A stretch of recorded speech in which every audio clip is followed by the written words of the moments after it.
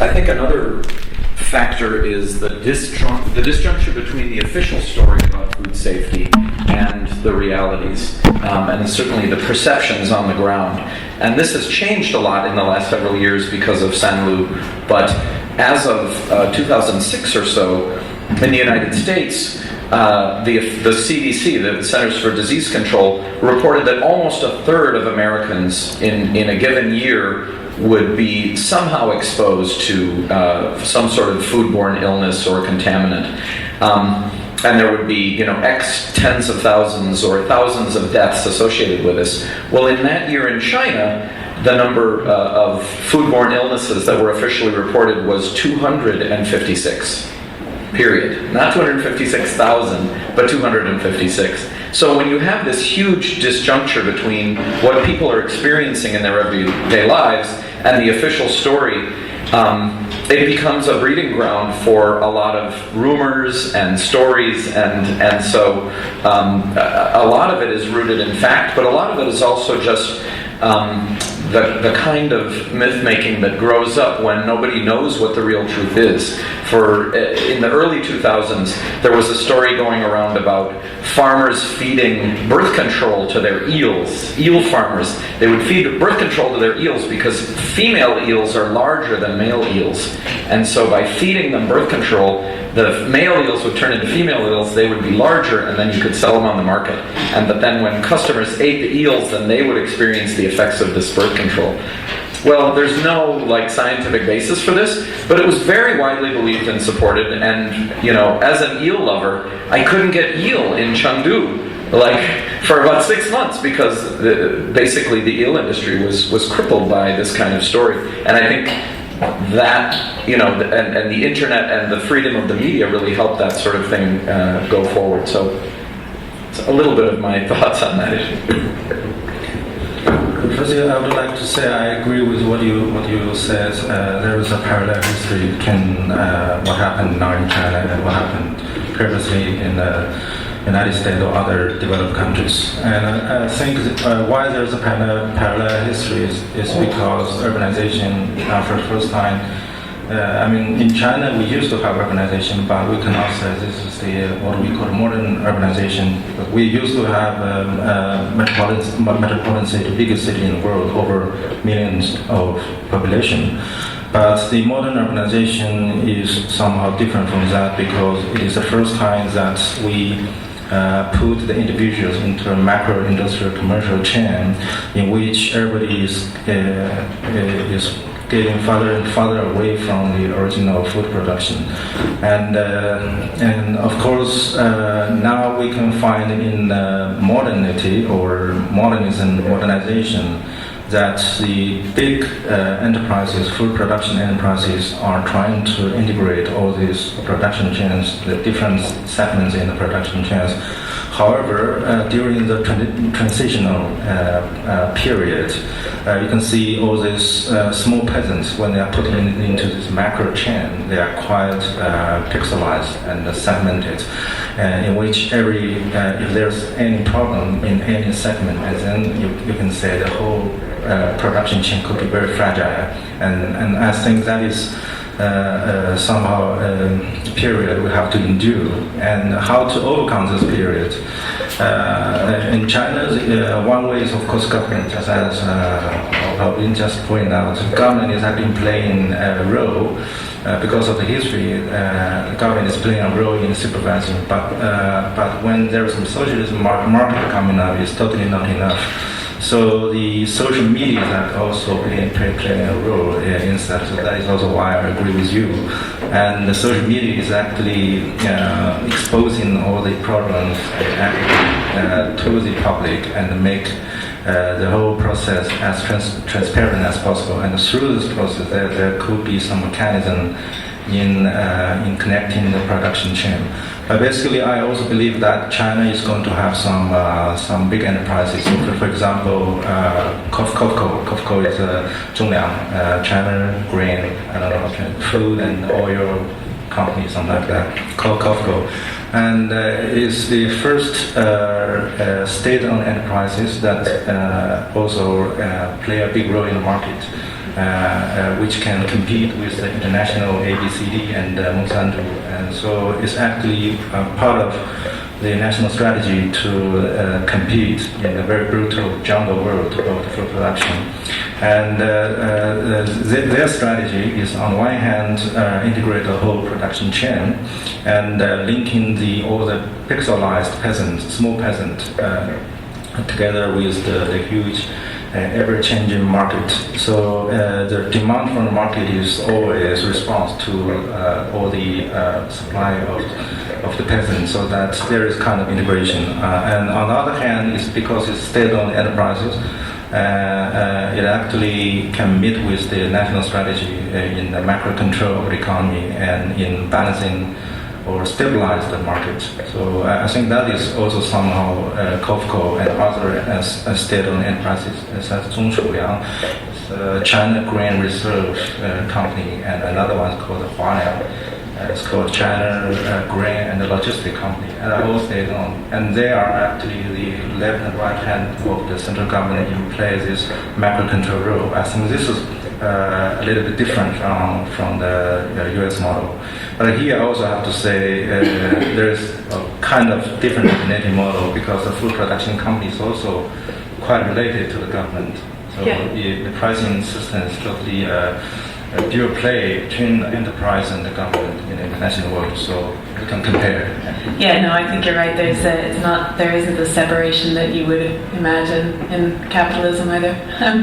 But that leads me, what you're saying about these kind of macro level companies and their impact, that leads me to another question about, as sort of cities grow and food production scales up and the micro production of peasants is consolidated into larger food production.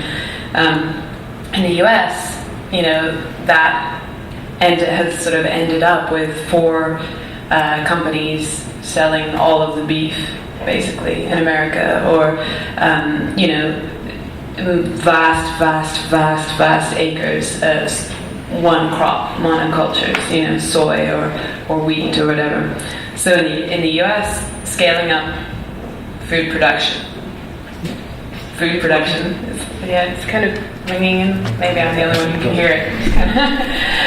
Scaling up food production has led to corporate consolidation as well, and also huge landscape changes in the country, where instead of having small fields, you've got these enormous mechanically farmed monocultures.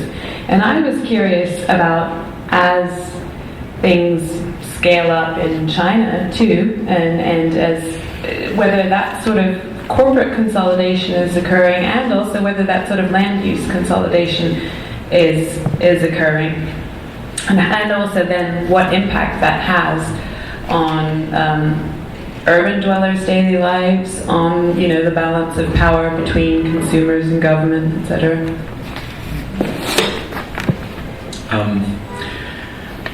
Well, yes and no. I mean, on the one hand, compared with the status quo 10 years ago, there certainly are efforts to try to consolidate land. Just 10 years ago, really the only large farms were state-owned, often army-controlled farms in places like the northeast and the northwest of China. And there have been increasingly attempts to try to consolidate land, especially by making arrangements between local government and food companies, so that you have a GD, right, a production base that is selling to one particular company, wherein all of the local farmers are producing a similar product according to that company's standards. For me, the irony of the drive to increase scale in China in agricultural production is that China's experience really gives the lie to the whole theory that you need scale in order to achieve efficiencies in agricultural production. The model of agriculture that's being pushed on so many developing countries is this one where you need to push the farmers off the land and have very large scale in order to produce more food. Well, that's based on the US experience, where we had lots of land and very few farmers, and the idea was really about maximizing the returns to labor. And of course, as more people move to the cities in China, that's also an issue there, but not really so much. And I think that there really is a certain ideology around scale as equaling modernity. Scale, uniformity, industrialization, mechanization. That was true as much under Mao as under the current leadership. And that really isn't necessary, but really is the trend, and obviously goes hand in hand with the current trend of urbanization. So it has all sorts of unintended consequences that, for instance, farmers in China store grain.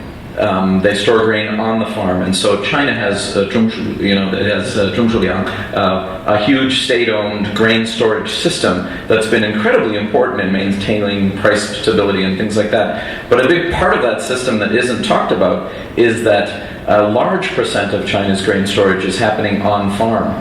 Well, as you encourage urbanization, as you scale up the size of farms, and to some extent as farmers become much more market-oriented, the incentives to store grain gets weakened.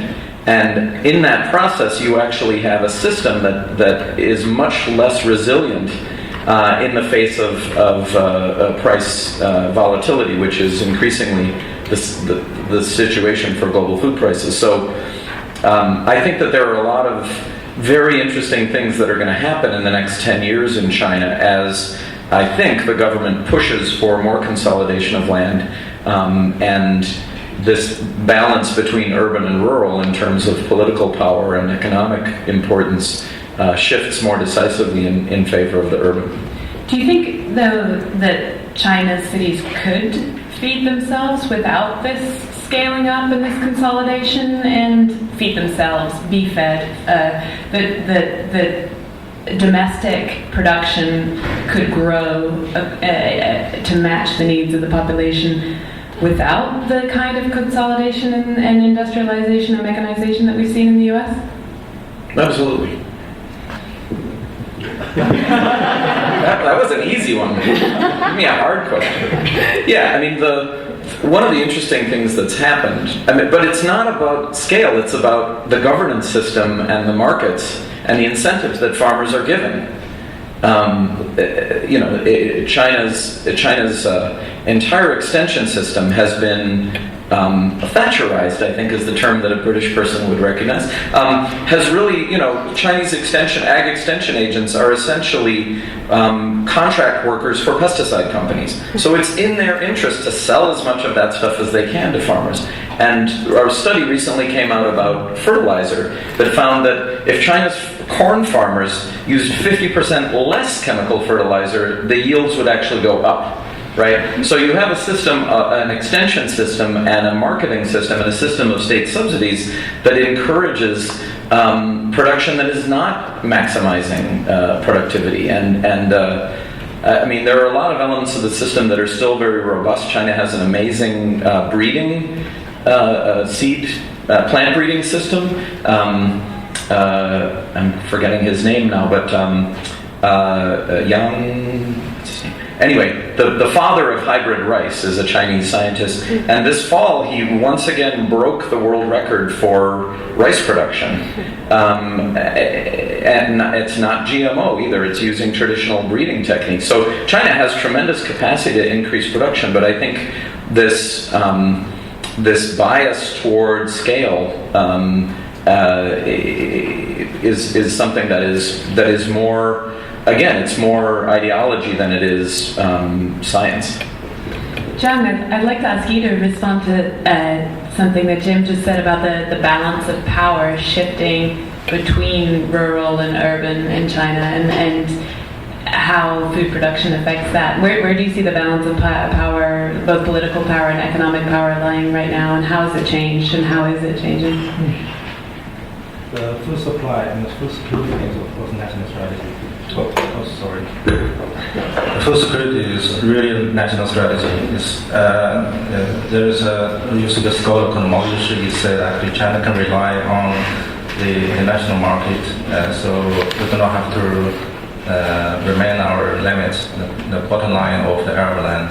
So he actually basically used his argument on the premise that the international world is always peaceful, and there's no containment on this market. So somehow his argument is quite naive, you know.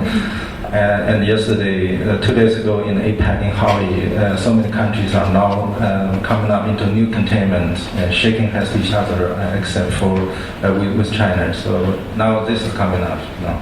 So the national strategy is that to guarantee the self-sufficient food supply. So far we have kind of almost like over 95% of self-sufficiency.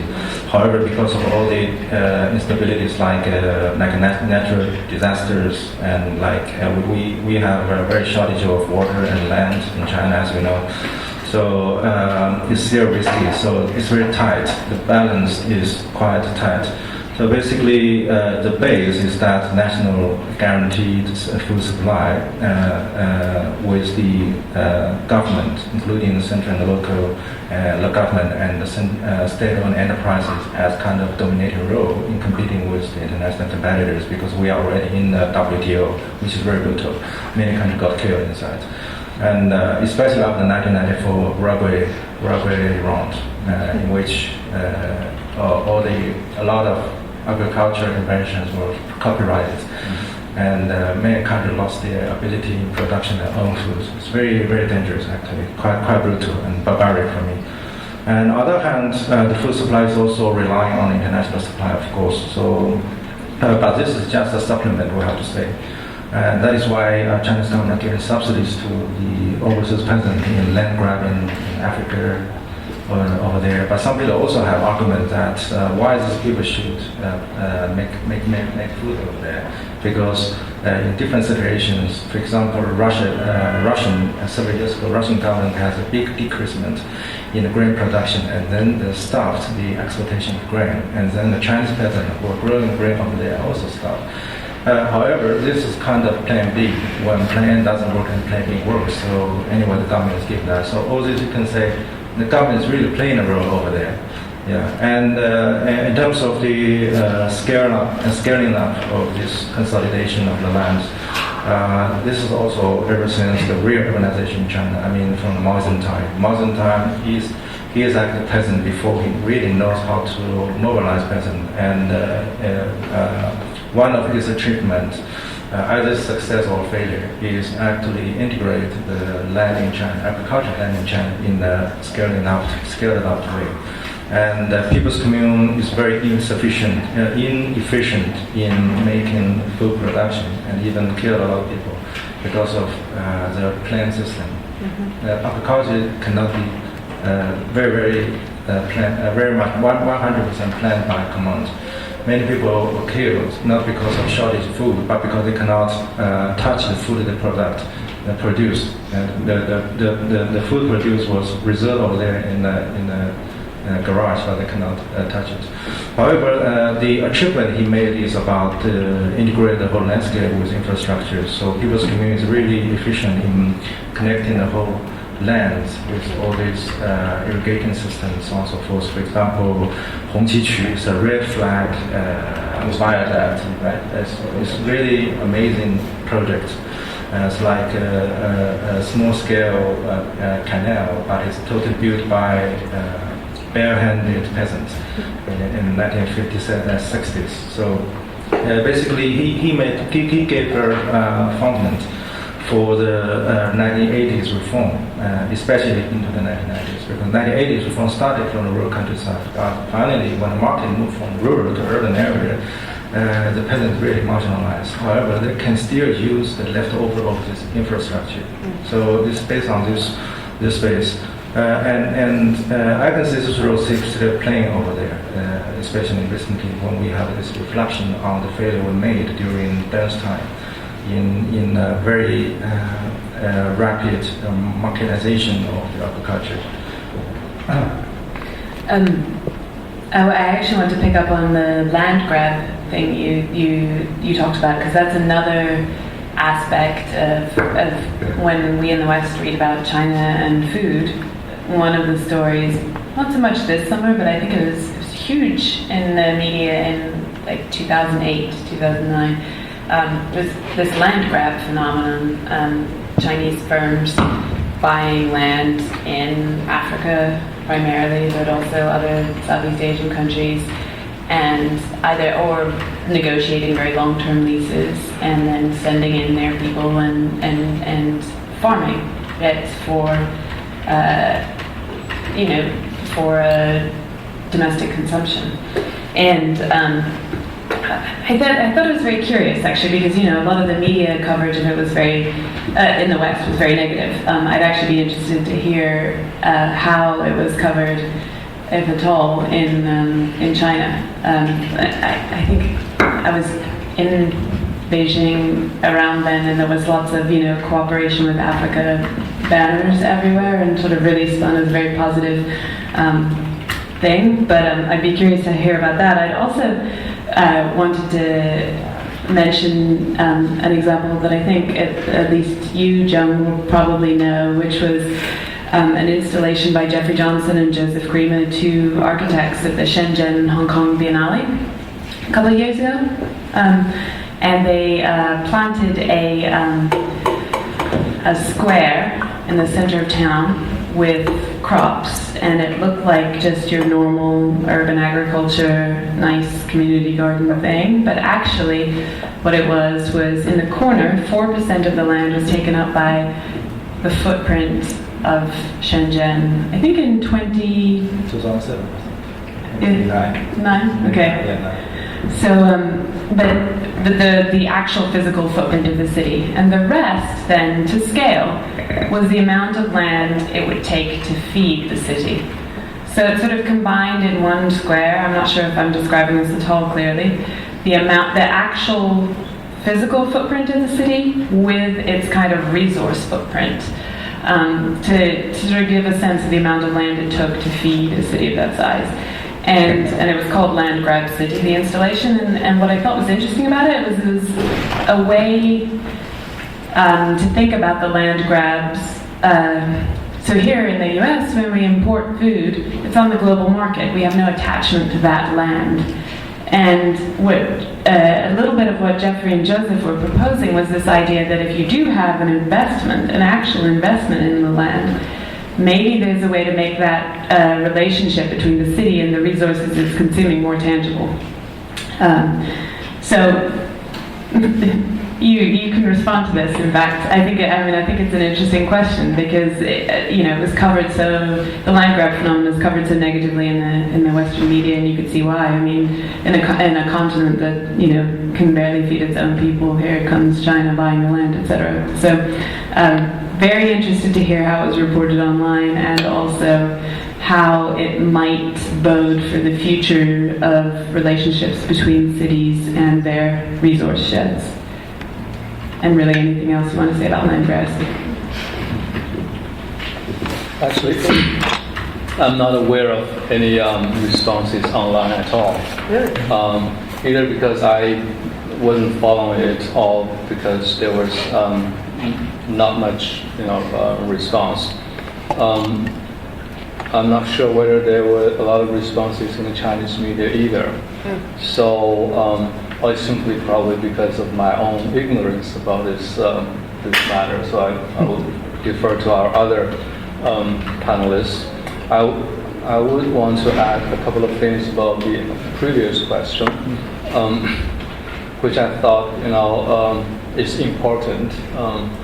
And Jiang brought in the issue of Maoist period and communism and so on. And I think that's also important to have a historical perspective. I seem to see two contradictory tendencies. On one hand, we do see cases of scaling up. For instance, the dairy industry. Huge dairy farms. How did that work? Right, that's right. Dairy wars, right?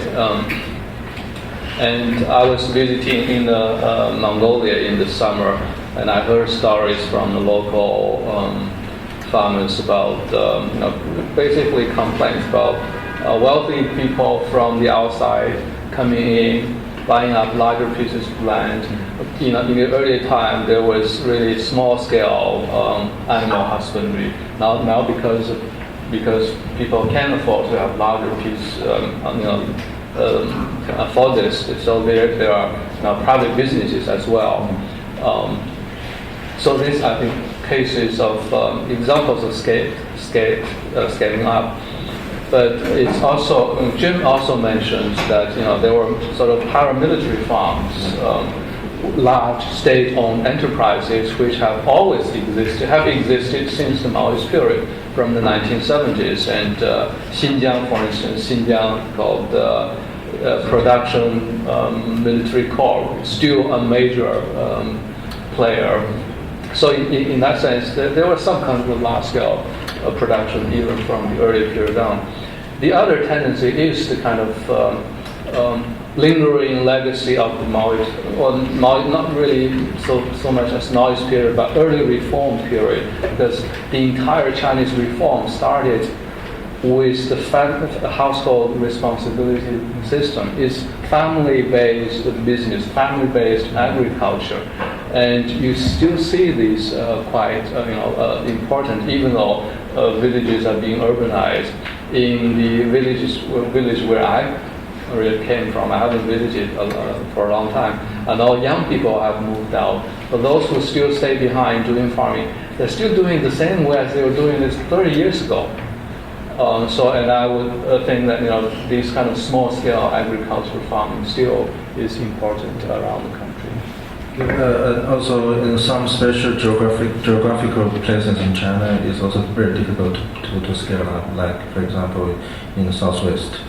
So, for example, in northeast of China, used to here you call it Manchuria China. It's really like a big reserve, and around 13% of grain was produced over there. So that is because it's really like a northeast plain. But in southwest, mostly like all the mountains, plateaus, and over there the patterns really pixelized to each other. And also in some other places like Hunan province, Mao was brought up over there. There was a very important cartoon painter whose name is He Youzhi. He used to have this very famous comic strip called The Massive Change in the Mountain Villages. But the whole idea, the cultural aesthetic of this comic strip is totally about small peasants and the Taoism perspective. But he was describing how to mechanize the landscape into a modern collective way. So you can see there is a contradiction, a tension between. To link that back to land grabs, Thank you. I think that people in China, maybe the reason that there wasn't reporting about land grabs in Africa is because most people in China are worried about land grabs in China.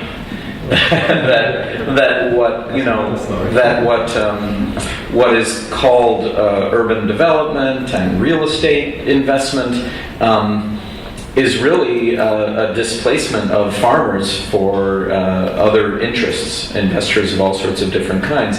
And this is the most controversial source, the biggest source of social conflict in the country today. So what's happening in Africa seems like it's happening a long ways away, and a lot of this displacement of farmers, which mostly happens in peri-urban areas where the land is getting to be more and more valuable on the sort of strange market that China has because there isn't supposedly private land ownership. A lot of that is for real estate development. But one thing that I was hearing in China a month or two back when I was last there is that now big companies like Lenovo and others are buying up, investing in land also for food production as a hedge. It's an investment strategy, just like investing in real estate and commodities is a way of diversifying portfolios for corporations in the West, and that this is becoming an issue also. The notion that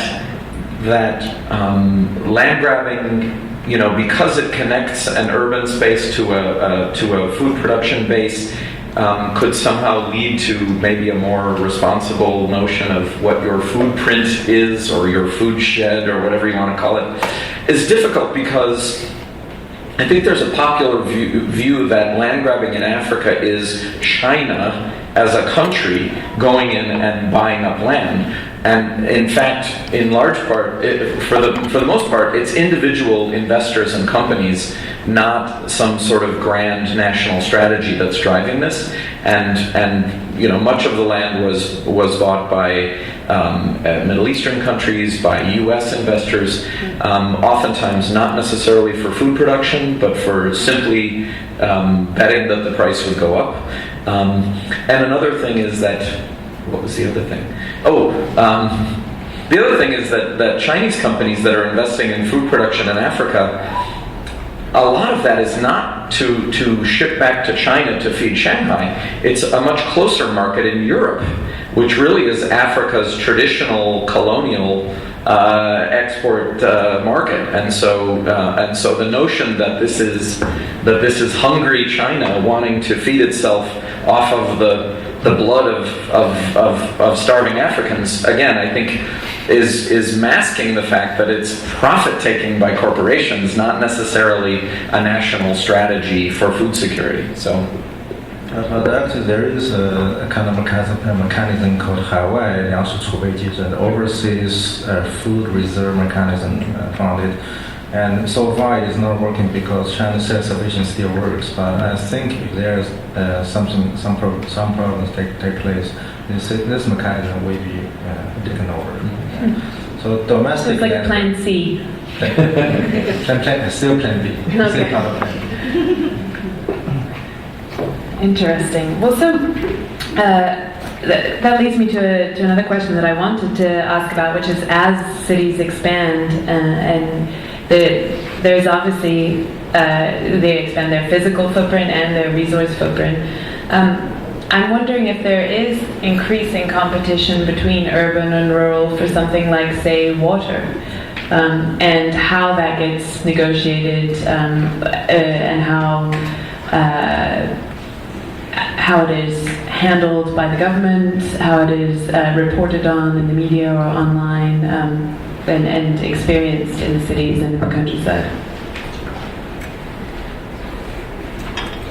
Is that competition a real thing yet? Again, it's about infrastructure. But there's a background about geography, because basically North China has less water, and South China has more water. That is why the agriculture in North China is basically about 旱地农业, it's called dry land agriculture. And over there in South China, it's about irrigation. We call it 灌溉农业, irrigation agriculture. And then there's a complementary structure in between. That is why my assumption is that is why China is unified in history. Because of this, and that is also why China was so competitive as an agricultural civilization, because it always had harvest. Yeah, water, no water, and there's a complementary structure feeding each other.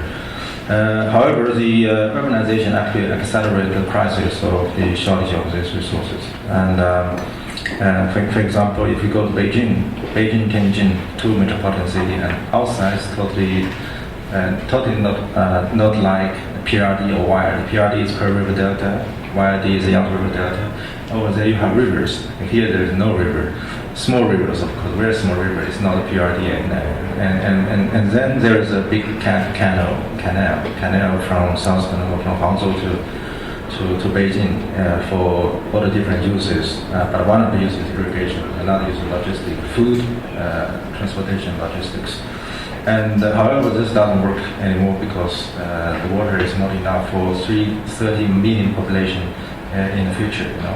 In this area, and there is a bottom line also. So if you go to the reserve, very close to Beijing, this 2 years okay. The more rain recently, but 3 years ago it's really like almost going to the bottom line. It's very dangerous. And then there is discussion in central government that how to remove the water from West China to East China. So that's a huge infrastructure. Basically, you have to move the origin of the three rivers, including Yangtze River, Yellow River,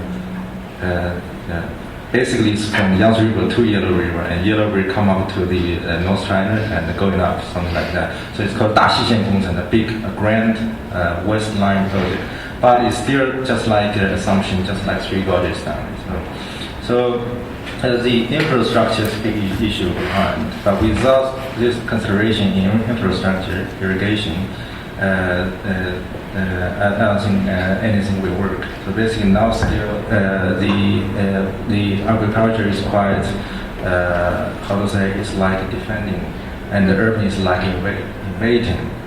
So there's a tension like that, and agriculture is defending itself with the bottom line of the Arab land of 1.8 billion acres.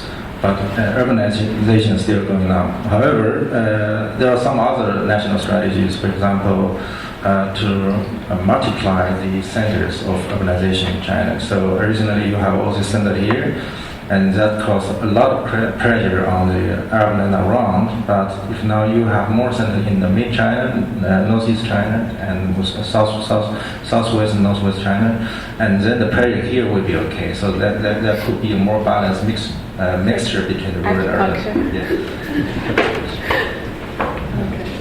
Well, I would add a couple of points. I think water competition, but also conflicts, and you see,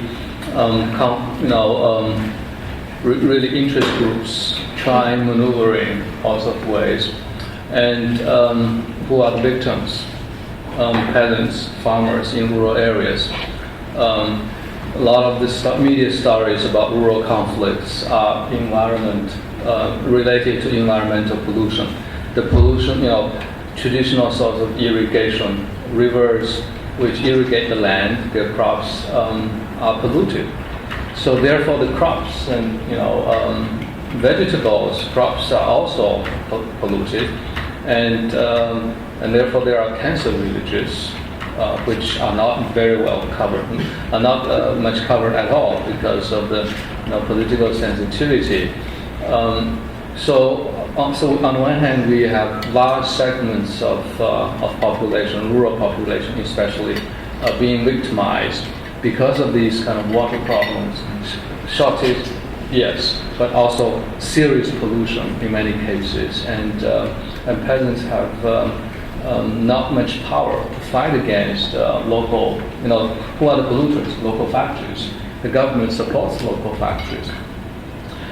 Interest groups also are very powerful nowadays. I was, again, in this summer, attended a forum organized by environmental group. They invited a couple of people who were promoting a new project, even bigger than the project of transferring water from the west to Beijing.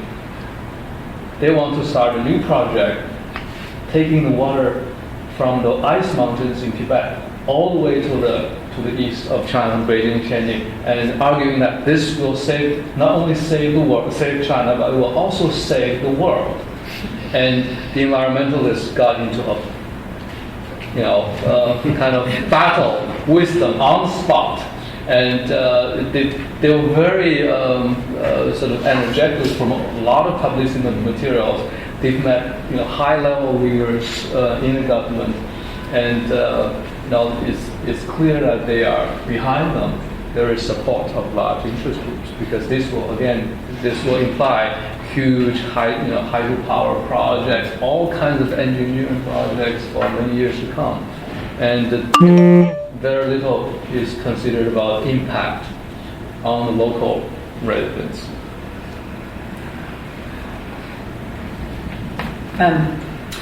So one more question, then I'll open it up for you guys, even though I could monopolize this all night. I'm curious about how urbanization is actually affecting what Chinese people eat, so the typical Chinese diet, and as that happens, what are the impacts on health?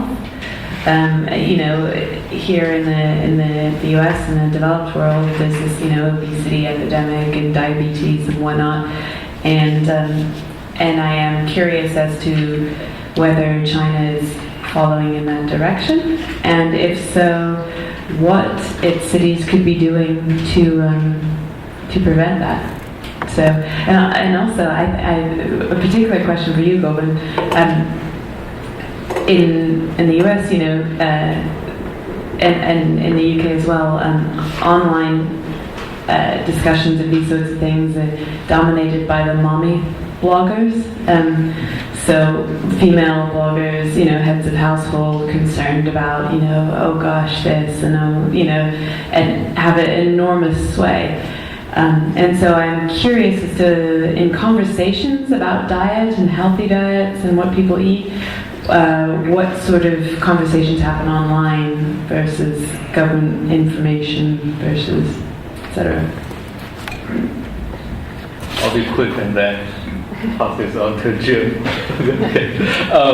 Well, Because I've clearly eaten more Chinese food than the panel.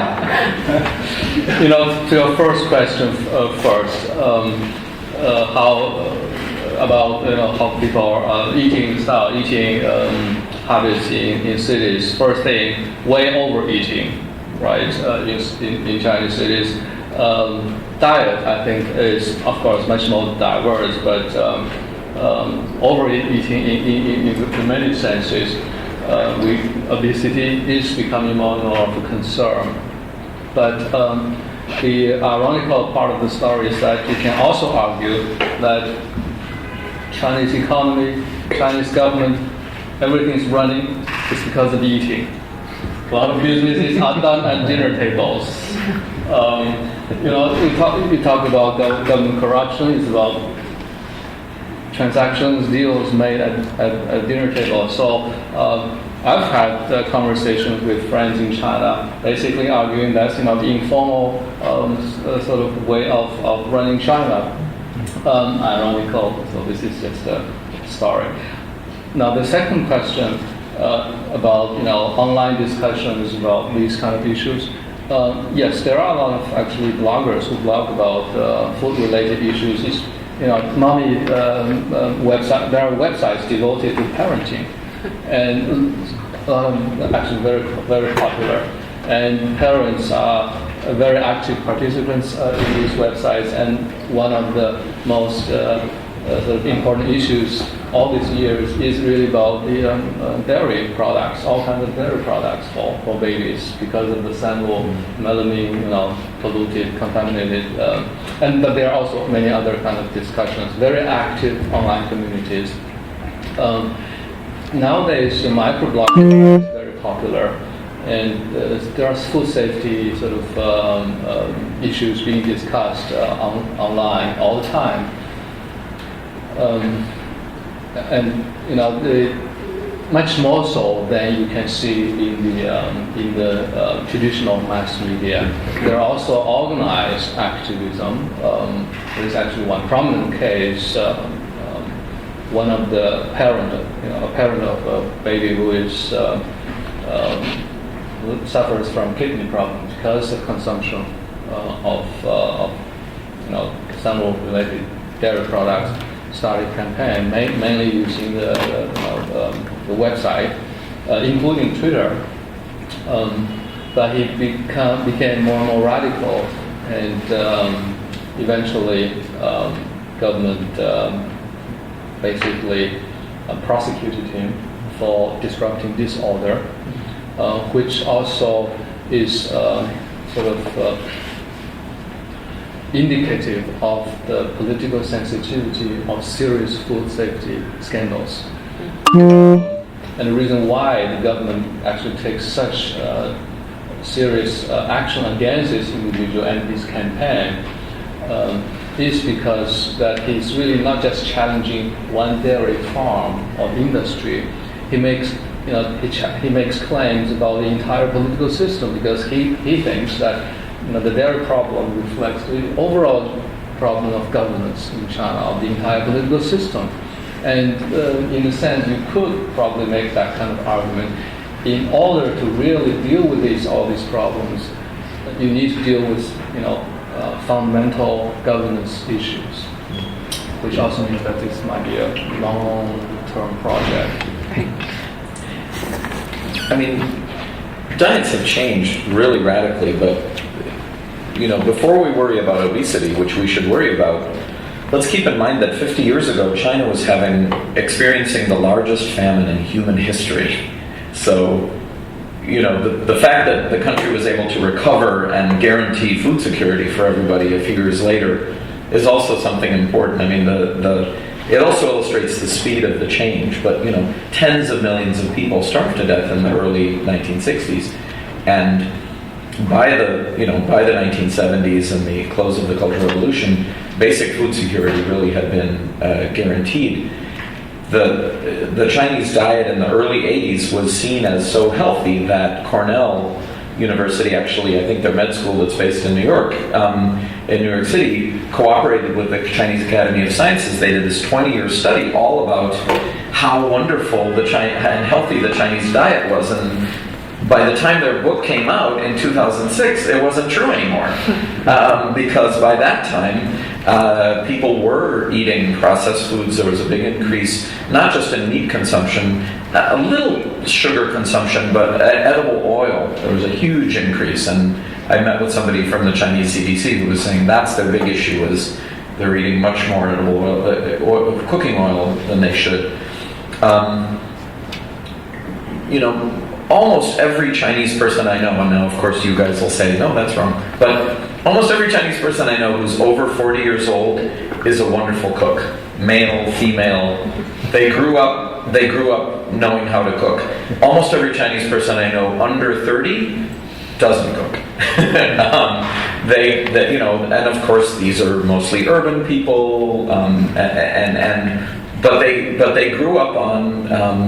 And I noticed this, working on all Chinese staff with the World Wildlife Fund. When we would go out to meals, people would not have trouble knowing what to order because they don't cook themselves. And urban people, subsist on a more and more processed diet. They eat more in restaurants.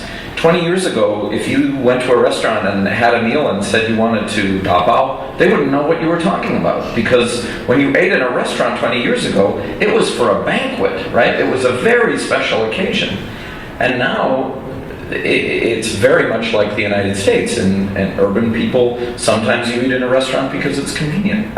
So there have been huge, unbelievable changes in the way that food is viewed in people's diets. In the early 1990s, all of a sudden you had these, or mid-1990s, you had these, what do they call it, Yikusitian, these restaurants like H2D and Xiangyangtuan in Beijing, where people would go to try to eat, to remember the foods that they ate during the Cultural Revolution when they were sent down to the countryside. And a lot of these people had just returned to the city, 10 years before, and yet there was nostalgia for those rural and in some cases very simple and crude diets. So there's 1,000 PhD dissertations in the way diet has changed and all of the cultural and health ramifications around that. Okay, I want to give three dimensions to question. One is from the very traditional Chinese food, how it is cuisine, what is the real background of Chinese food culture. The second one is the food politics, and I think it's also part of the tradition. It's not just after the urbanization. I think the government always pack up together, eat some food for some other things, not about food itself. The third about something new after urbanization. About the diversification of food in Chinese cities. So first one about Chinese food itself. Personally, I think I'm not tooting my home. It could be the best of the world. and however, you have to find the chef, yeah, of course. But average standard is really high. But of course, cultural revolution really demands something. But something kept elsewhere, like Hong Kong and Taiwan. But basically, the food is come up not from food itself, it's from medicine. And medicine is actually based on the philosophy of Taoism. And Taoism is basically a philosophy linking human body with the universe by means of yin-yang and the five movements. And somebody said it's metaphysics, it's not science. But actually, personally, I believe metaphysics is much, much higher than science. Science makes so many mistakes. But metaphysics actually is based on something we lost, this intuition, a very basic instinct. Huang Li Neijing, I don't know how to translate, it's kind of medicine classic, is actually started from 4,700 years ago and finalized around 170 AD, and it's the very classic book about this. And then there's about medicine, and all this medicine is actually how to play a balance of all the world elements, what you can find in the world, into something good. And the basic principle of Chinese medicine is treating your health good, give you health, instead of fighting against all the viruses. This is totally different philosophy. And Western medicine is all about fighting against, and then the viruses have updated into bigger one, and this medicine is updated, very capitalist, because you always have markets. But the Chinese medicine is very low cost and low budget, so it's a very different system. And based on this, and then there's a Tang Ye Jingfa, it's the biggest chef in the Tang Dynasty, also very long time ago, and this guy actually incorporated Chinese medicine philosophy into the cooking. And basically, you can say all the big chefs has this background. They don't read that, but actually they have that background because this is the root of Chinese food and finally come out. So personally, I believe this tradition will revive simply because it's delicious, and it's also because of metaphysics. It's also quite a very enjoyable process in discussing how this food is made according to all the different philosophy, and that is one of my biggest favorite when I traveling around the country, eating all different kind of Chinese food. So secondly, about food politics. Food is some kind of public space, as you know. It's also quite different from the Western tradition. We are having food together around a round table, and here you can have food along a very linear table because you are individually having food, but we're collectively having food, so it's very different. And because of this collectivity, the authority coming up. So authority use the food as a public space, as a rendezvous in discussion some very important issues. So some of the best food I taste in Beijing, because Beijing is the center of China, political center of China, is in the governmental institutions. For example, Jinxi Bingguan, the hotel, very important hotel for the government, Jinxi Bingguan, Diaoyutai. And some of the chefs from the government actually become biggest chef. For example, Da Dong, costly duck. And they said actually this used to be the Diaoyutai from the government institution. And there's a small restaurant over there in Hutong, and they have some pictures over there.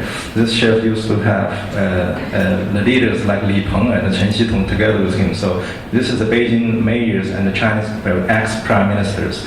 So they stay together. You know this is a big chef, right? So basically, the government has the channels and powers to gain best food, and they use food as a kind of way to show authority and making all the discussions. But I don't think this is after urbanization. It's not the recent 60 years phenomenon. It's actually also a long way to go.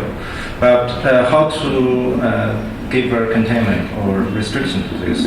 I don't remember the quota that central government made recently, but there's a limitation now about the expenditure on the food, on this guesting food, how they should cook. Inviting guests into these governmental dinners is limited to a certain amount of money, but I forget the detail, the number. But it's actually a big start because Why did they do that? Why? Because it's big waste. And government like faces, they have to show faces. And I was in Xinjiang 1 month ago, and every day I'm meeting with government people, and we have 10 people, but we have like 30 different dishes. And finally we finished like 10 dishes, and other 20 dishes totally untouched, or just maybe 70-80% left over there. So it's really a big waste. And also wine, everybody do not like to drink wine, but they have to drink. So because this is one of the etiquette of the government. So this is a big waste and the killing in people's health. And the official always has some kind of problems with the liver or the waste, something like that. But I still have to drink because it's part of the formal etiquette. So I think it's quite a big problem, and we have to stop this condition. This is a very problematic condition. And thirdly, what is new in urbanization is that urbanization is basically a way stimulating market. And we used to have a very big industrialization, but there's no market. We had central planning system about that. So at that time in Beijing, I remember everybody in the winter they have 大白菜. I don't know how to translate the big vegetable. Cabbage. Yeah. For winter, just like Huge piles of Korean have the Korean, I don't know how to say, the salt vegetable for winter because they have kimchi. Can you? Yeah, okay. They have to survive the winter by some kind of preparation, not like now. So urbanization is actually a process to stimulate this big demand for the market. So so there is a very rigid demand stimulated when people have more income along with the economic growth. And then urbanization is also a process for migration. So when all the people come up from the metropolitan city, Beijing is like New York, Shanghai is like another New York, but Shanghai is more local, but Beijing is very international. And they are having food from all over the country and all over the world. So in a typical shopping mall, you can find the good food city. So food city is where you can have all the different diversified foods everywhere. So of course the food is not so good simply because the food city. Good restaurant always very individualized, isolated in a very arrogant way because they can provide good food.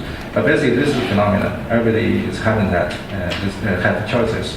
And because of this, the food production chain and food supply chains also changed. You can say, if I want to eat Yunnan food in Beijing, so you mean some kind of herding immigrant have to come up far away from Yunnan to Beijing. If I want to eat mutton hot pot from Mongolia, and then there is a cargo flight from Mongolia, in Mongolia to Beijing every day, even to Guangzhou and Hong Kong. So which means that it is stimulating a big industrial and commercial chain all over the country and the world. So that is something new. I would just, one other thing, I hope that you're right, that the great traditions, related to the classics about medicine and food, that I think they will continue to inform the very high-class chefs, like Dadong and the people cooking in Diaoyutai. But one of the ironies I think that's happening is that as incomes and urbanization proceeds and incomes rise, it stimulates demand for more and more variety of food. So people want to eat unusual food from Yunnan or Guangxi or other places. But at the same time, the very processes of urbanization that lead to this demand are actually undermining the culture and traditions that created these cuisines, so that the very diverse traditional agricultural methods are disappearing. And the simple example of this is chaiji, which is basically free-range chicken.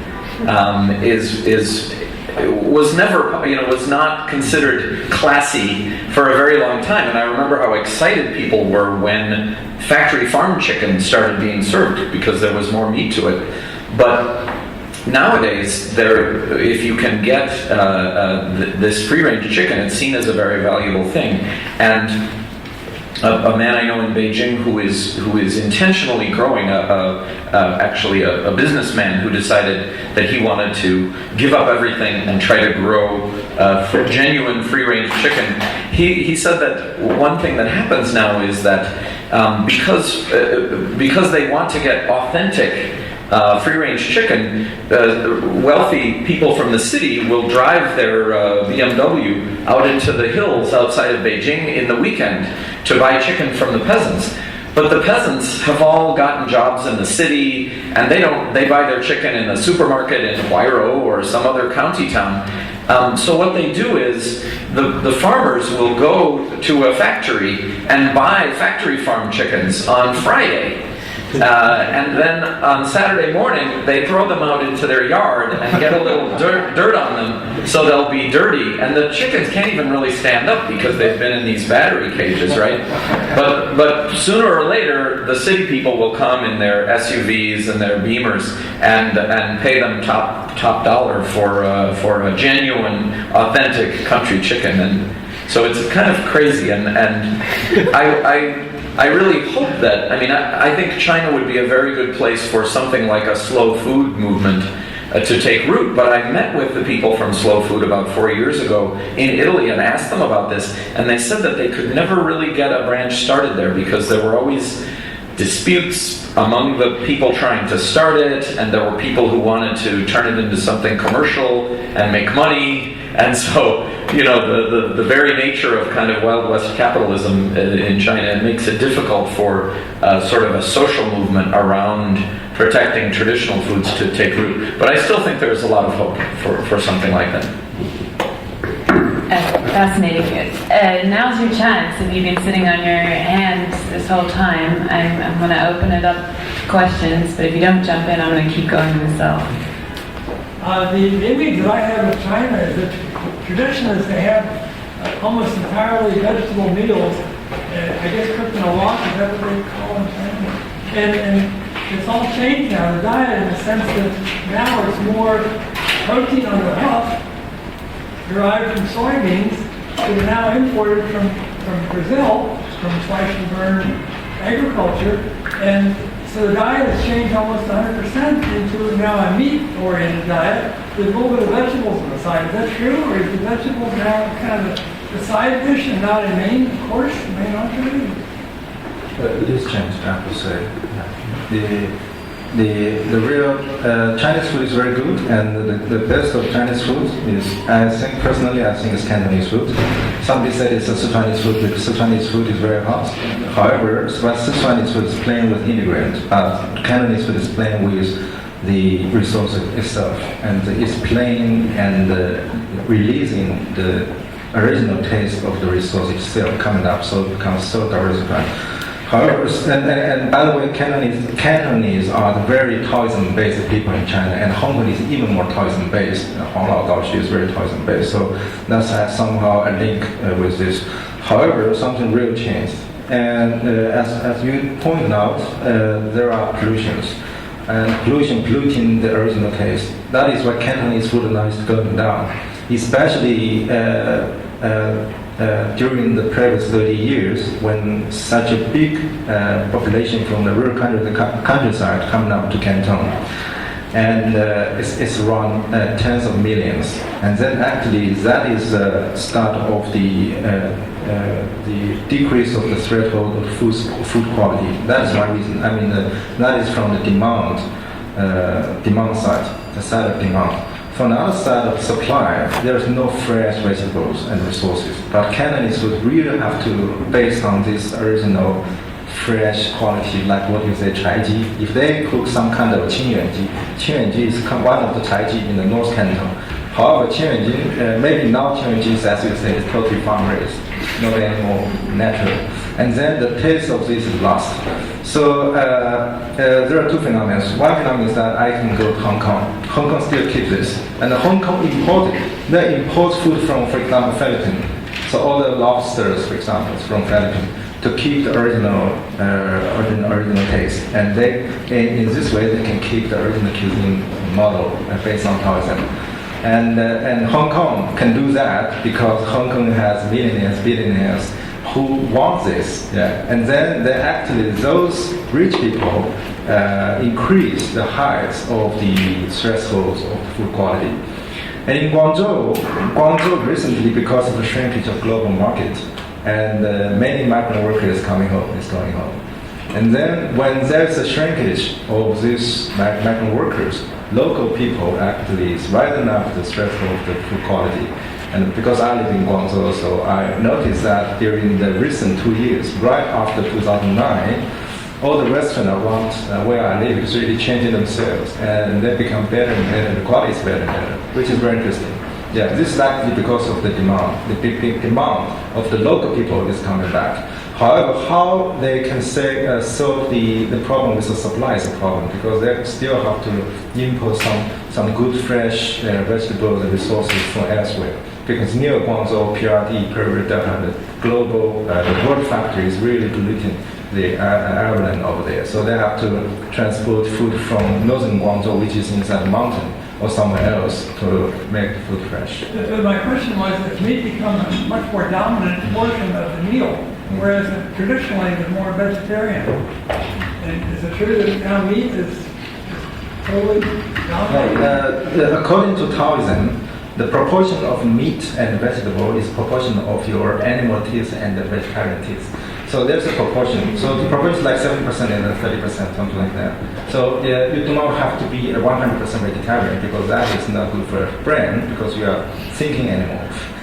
You do not have to be totally like a carnivore animal. That is actually also killing your inside. So there are philosophies over there, and some restaurants explaining that to the consumers. But I think it is true that the actual diet, the amount of meat in the actual diet has increased quite a lot. And as of maybe the late 90s, it was just sort of getting up to a healthy, on average, sort of a healthy amount. But now it's far over, I mean, healthy according to some, WHO standard or something, and you don't need to eat meat at all. But in terms of protein and diet, a sort of a healthy average. But now that's been, that they've overshot that by quite a lot. And so, and you can see, again, compared to 20 years ago, the ratio of meat to vegetables in a typical like stir-fried dish you would get in a restaurant has changed quite a lot, where normally you would put a little meat in for flavoring, perhaps. Now, oftentimes there is, as much if not more meat than vegetables in a lot of dishes. So there is a big change. But and some of this has to do with, people get wealthy and they want to eat more meat. But a lot of it has to do with marketing and the fact that you have McDonald's and Kentucky Fried Chicken actually much more successful than McDonald's in China. You have international companies coming in and marketing these things to people. It's seen as modern, it's seen as more convenient, and in some cases it is more convenient. And so there is a huge impact on it, and I'm not sure whether there is such an embrace of all things market, especially in the food sector, that I'm not sure if the government will take really strong steps to counteract it. But there certainly are plenty of things you could do to deal with the issue. Jim's point about marketing, I think, is really interesting and important. I only want to add two things. One is that, again, the trend is true. I think shifting from more vegetarian to a more meat-based diet. But remember that the earlier period of diet, vegetarian-based diet, was not a matter of choice. It was a matter of scarcity, right? So that's important because people couldn't afford to have meat in the good old days or bad old days. Today, there's another, in addition to the points raised, I think there's another part of the story which has to do with kind of status competition, culture of consumption, middle class, anxious in showing off their status and therefore driving their BMWs all the way to the Beijing suburbs just to buy chicken. What's the point? The point is not the chicken, but as much as doing this distinguishing themselves through fashion, of course, but food is, because of the importance of food in Chinese culture, is a very big deal, and therefore you can see hugely expensive meals. One dish costing tens of thousands of yuan, and why? Because they would put pieces of gold or silver in the meal. It's a kind of status symbol, and I think this is part of the negative part of the food culture in China is so much commercialized, so much sort of tied to this status competition among the new wealthy and so on, and always. As a sociologist, have to emphasize that there are large segments of the rural population who cannot even dream of having these kind of meals. There was a question in the back. I was just wondering, so I was in China looking at dairy farms. Like working for this company that was advising this New Zealand dairy multinational. I was looking at one of the reasons it seemed that Chinese farms were consolidating was also the lack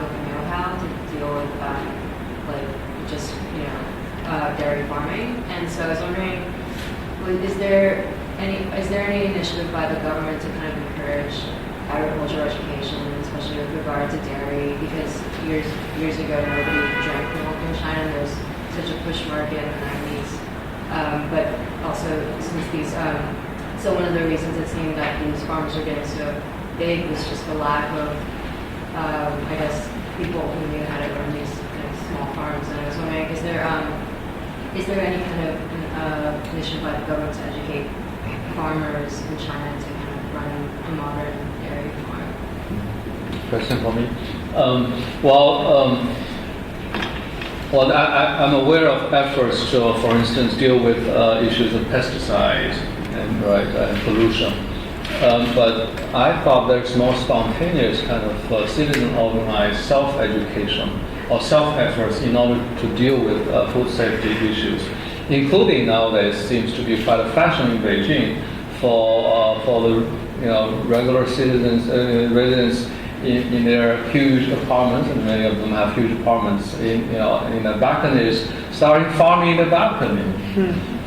Or buying a house in the suburbs and starting farming in their garden, and they're actually harvesting their vegetables and consuming these.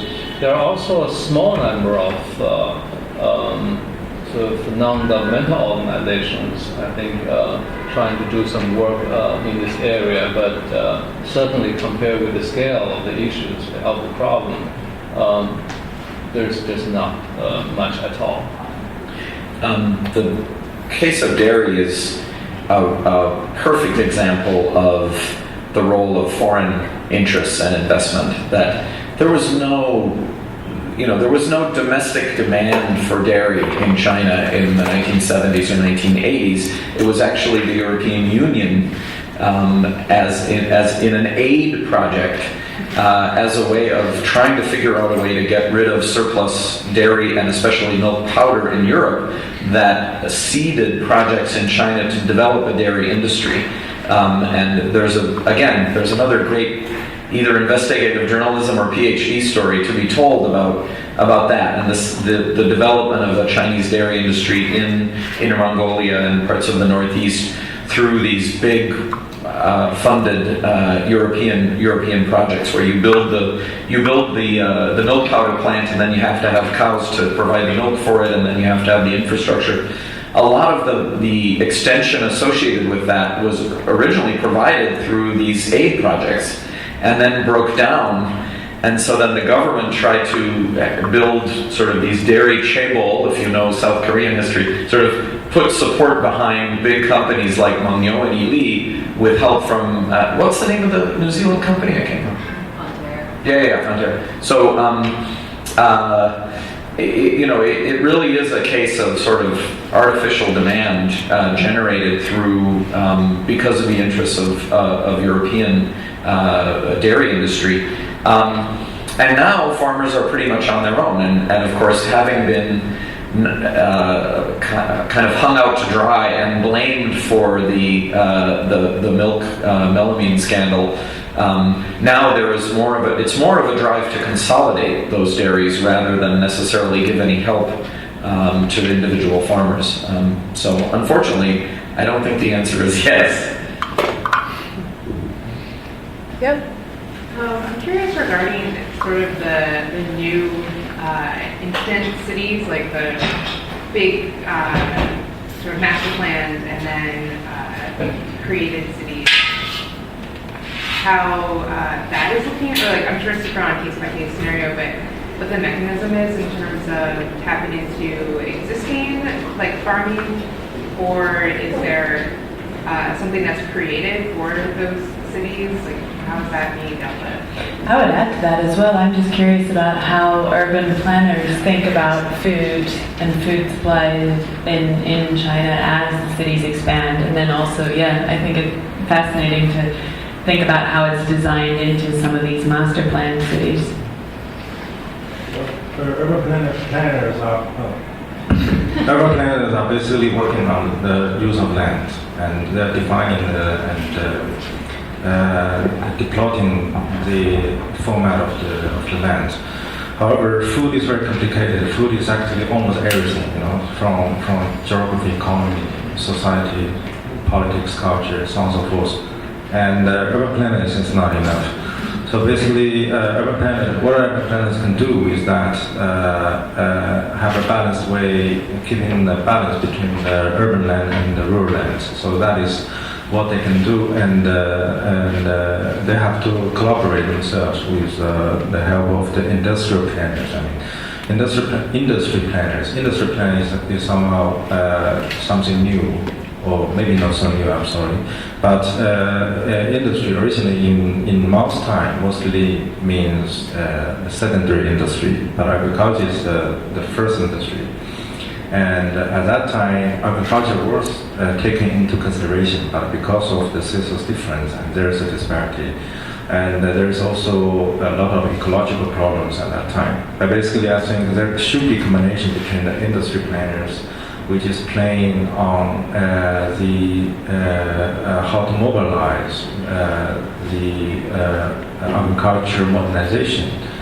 And urban planning is playing on how to preserve and reserve the land and recreate the land.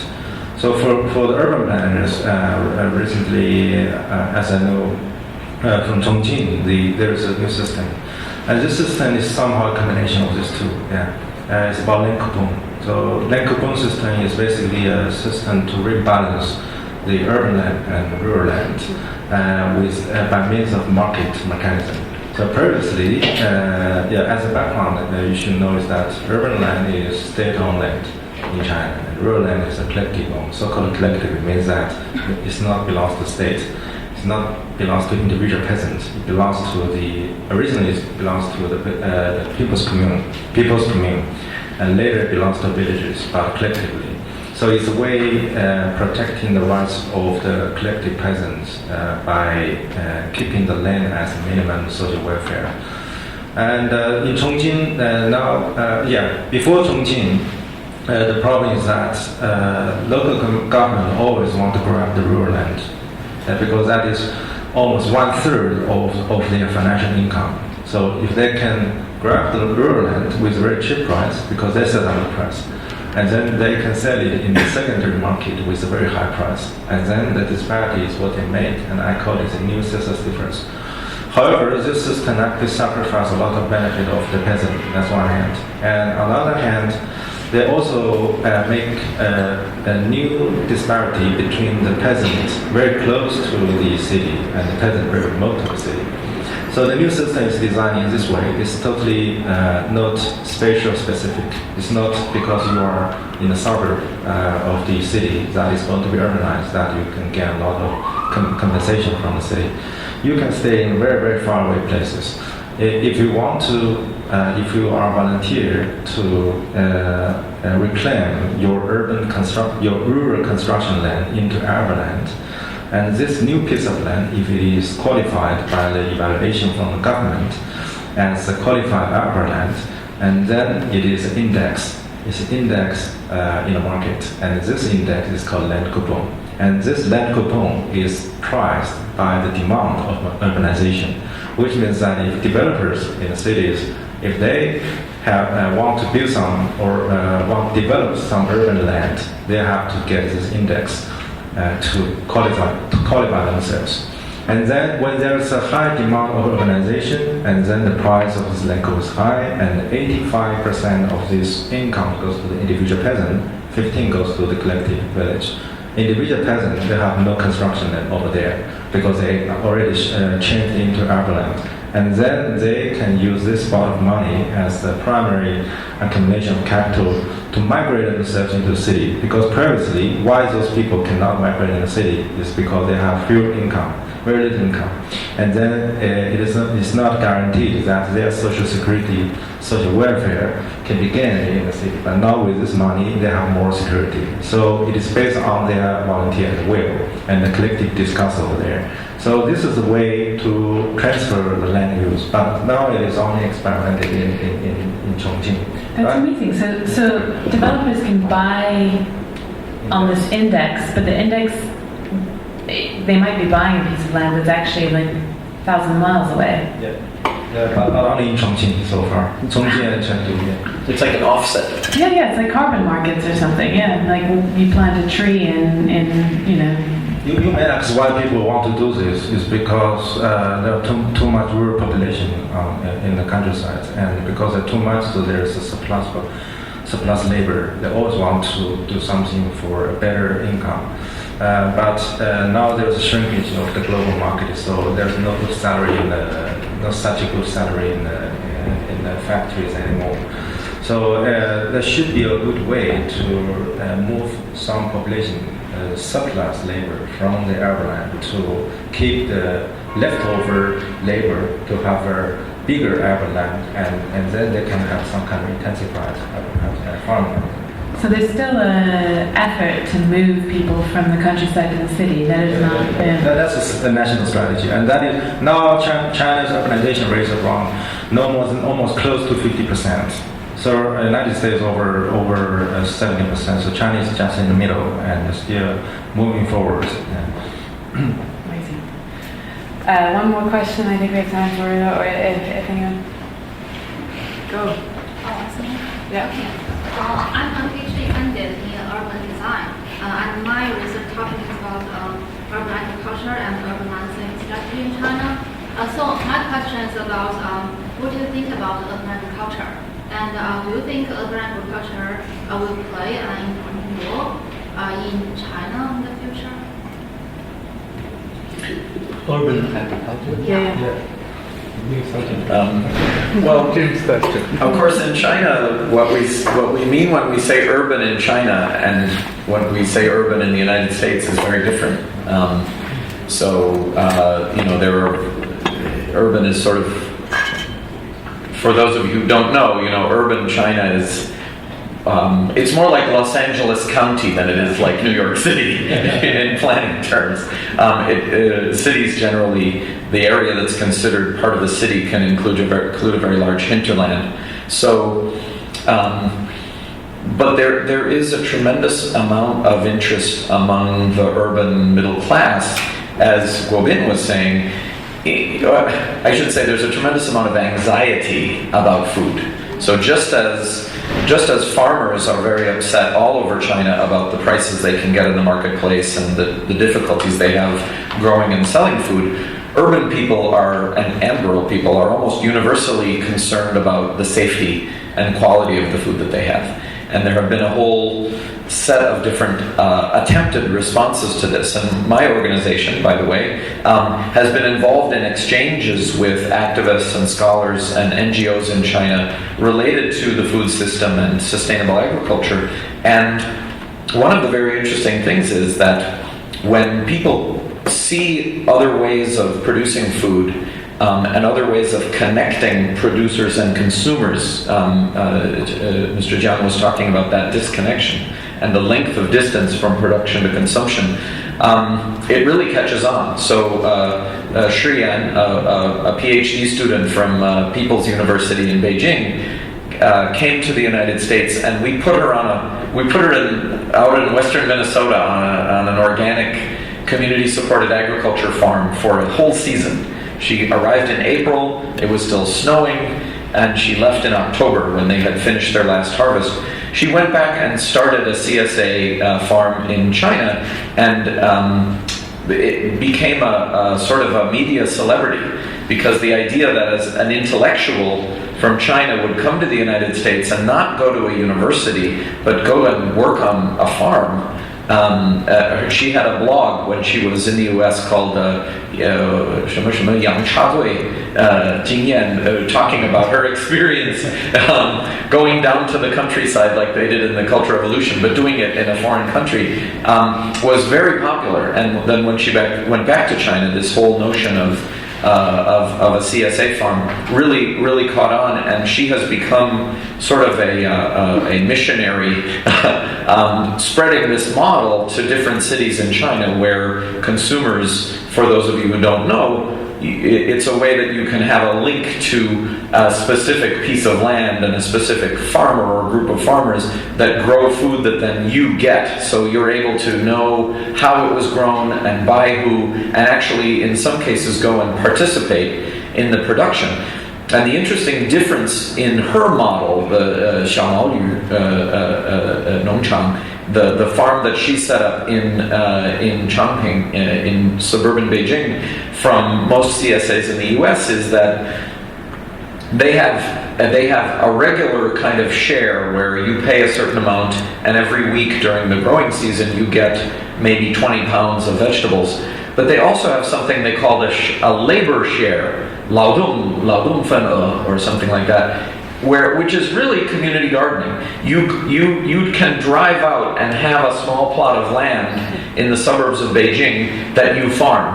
And this is very common in Europe, right? A lot of people will have a small plot of land in the suburbs that they farm. So you still have very high density occupation of the center city, but around the city you have all of these small areas where people are farming. And this is essentially the model that's actually most popular in that particular CSA farm.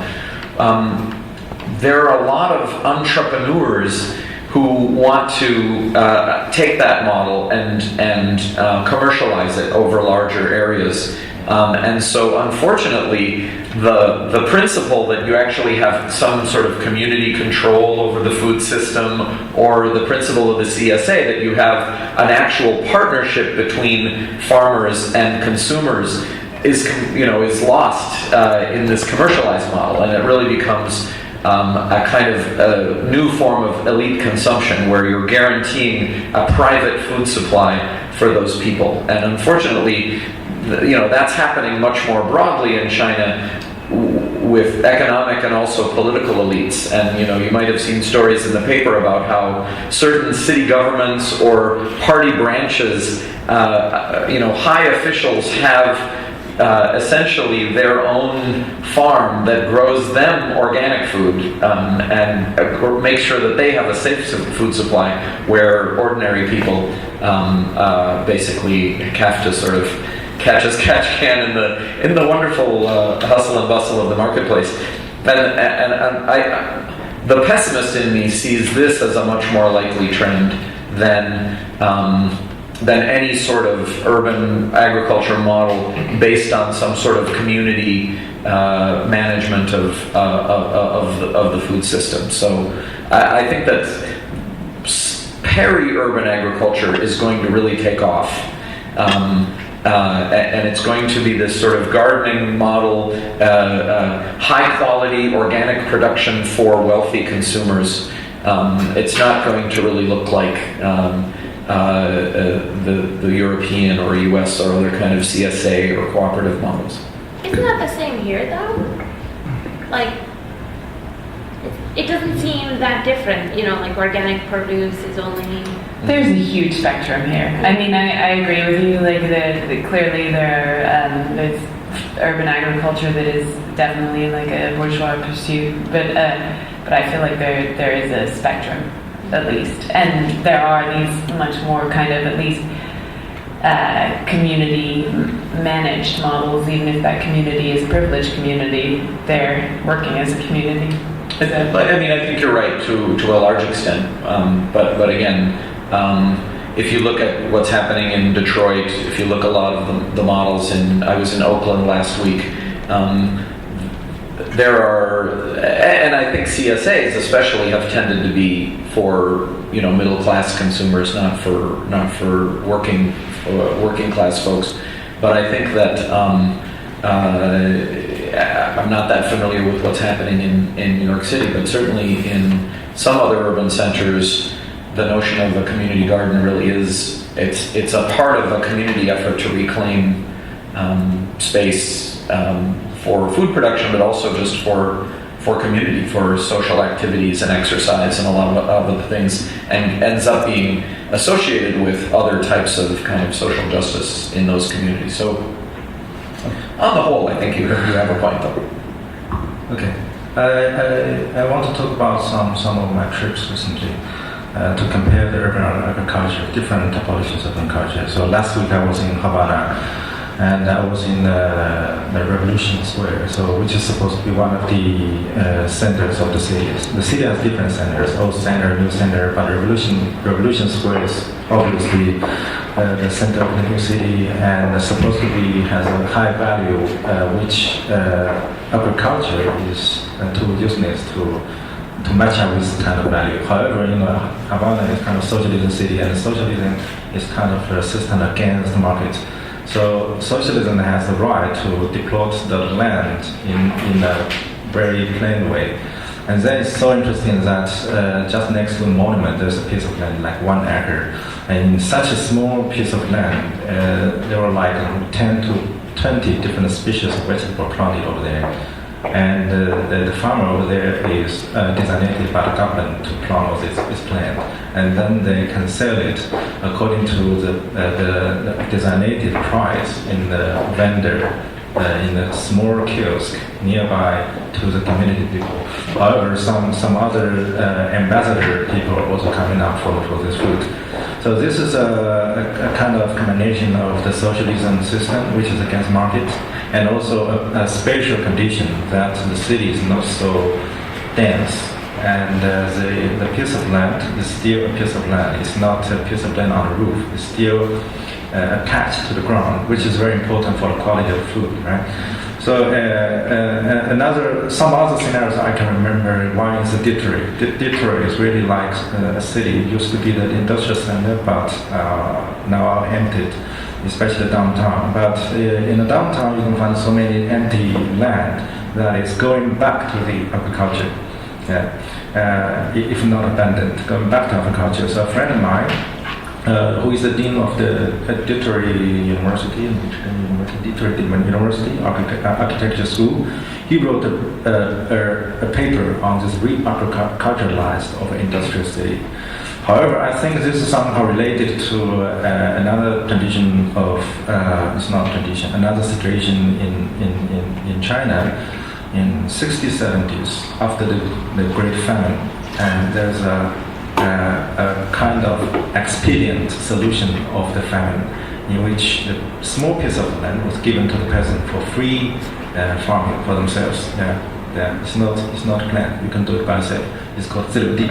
The land reserved for yourself, and then they can plant anything. And then in the 1970s, there's also a policy launched called 以工以农. You can be worker and you can be peasant. So when you are worker, you can plant something in front of your entrance of the house, and for your own food supply. So it's kind of self-sufficient within a scale of family to feed themselves. And this is because there's a shortage, and then the shortage actually drive those residents of the houses do something on agriculture by themselves. So even in some developed city like Chengdu, my wife's mother, she is now planting some vegetables on the balcony. Very small one. It's not flowers. It's vegetables. He can eat them every day. So he enjoying a lot because he's from that generation, and he has that industrious condition or habit. However, there is also recent discussion on urban agriculture. For example, MVIDV, I think he did a design, kind of very ambitious design on developing a skyscraper in the way of terrace the mountain, and on every terrace there is farmland. So I'm very skeptical about that, first because at least in China we are very careful about the quality of food. And on the other hand, how to deal with these differences between the price of agricultural products and the value of the land over there, because if there is such a skyscraper coming up, which means the value of the land should be super high. And then how to concentrate this? How to concentrate this use? It's not going to be concentrated simply by the bourgeois taste. We want to eat some urban agricultural food. No. So I agree with you that there is a model in Moscow that people can have a kind of relationship between urban and rural. In Moscow, there is a kind of a de-urbanization model of space called dacha. And dacha is the second house of a lot of Moscow people have. And they can do some informal food supply out there. And dacha can be used in summer, typically in summer and weekend in the summer. And dacha cannot be used previously in the winter because there's no electricity supply, and anyway you cannot plant anything in the winter in Russia. But dacha is an important reason many Russian people survived the 1990s crisis. 1990s crisis, when the daily use and the food supply is really a problem, and you cannot buy anything in the shopping mall, and you have to plant themselves. So Russian people can survive that. And when there's a crisis in Britain, one Russian people friend of mine asked, don't you have dacha? Why are you so nervous? Because you can plant something for yourself. You can survive. Yeah, that's totally different situation. But in Beijing, I do have some friends, they don't have the second houses, and 小产权房, the minor property house is really restricted now, although it's informally developed over there. However, the Chinese situation is that we have too much population anyway. But there is a possibility to make this rural-urban dialogue or connection. The informal connection is that although there's so many supermarkets in China, who is supposed to be the one important integrated food chain, logistic chain, and retailer chain. However, people are still happy to buy some food from local peasants, because local peasants will carry on in a very informal way to the food or the vegetable to the street. For example, in Shijimen and somewhere, Wudao, in Beijing. And these people sometimes are exiled from the city by the city, urban policemen.